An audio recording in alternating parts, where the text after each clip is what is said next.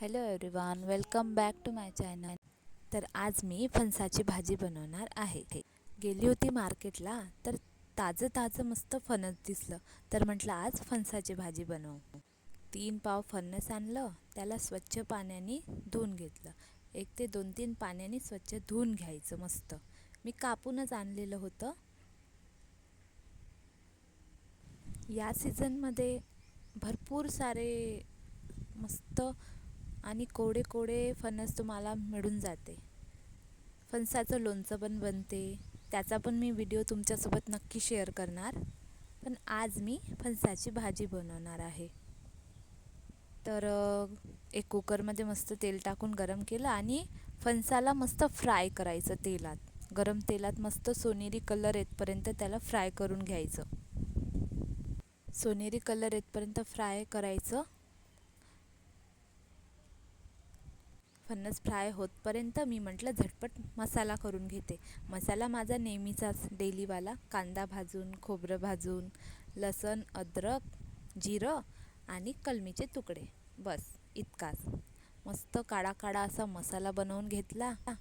जास्त मसाला टाकायची आवश्यकता नाही आहे. इतक्याच मसाल्यात एकदम उत्तम भाजी बनते. आणि हो, मी बाहेरच्या दुकानातला पण गरम मसाला वापरत नाही. आम्ही गरम मसाला पण घरीच बनवत असते. तर मस्त मसाला बदला. आता इकडे मस्त फणसला सोनेरी कलर आला. आता याला नाही का आपण काढून घेऊ एका प्लेटीत वगैरे.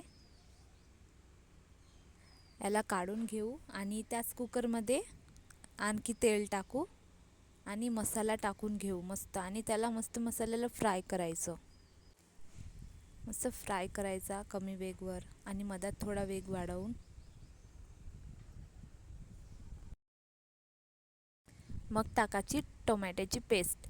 ही टोमॅटोची पेस्ट नाही का किसणीने मी किसून घेतली आहे. मिक्सरची करू शकता तुम्ही, पण किसणीने चव वेगळीच लागते. आणि टमाटर टाकलं, मस्त फिरवून घ्यायचं. आणि मग टाकायचं मीठ चवीनुसार. मीठ टाकून फिरवून घेतलं की त्यानंतर नाही का तुमच्या चवीनुसार तुम्हाला तेज हवं असेल तर तेज किंवा मीडियम मस्त तिखट टाकायचं. आणि हळद कॉमन. ते फिरवून झालं की त्यामध्ये आपण फ्राय केलेले फणस टाकायचे आणि मस्त फिरवून घ्यायचं. थोडा वेळ होऊ द्यायचं, 5-6 मिनिटे थोडंसं शिजू द्यायचं आणि पाणी टाकून उकळी येऊ द्यायचं छान. तर बघा, मी पाणी वगैरे टाकले आणि उकळू दिलं. तसं आपण फ्राय करतो तर आधी शिजून राहते. तर तयार आहे फणसाची झटपट भाजी. व्हिडिओ आवडला असेल तर प्लीज सबस्क्राईब करा.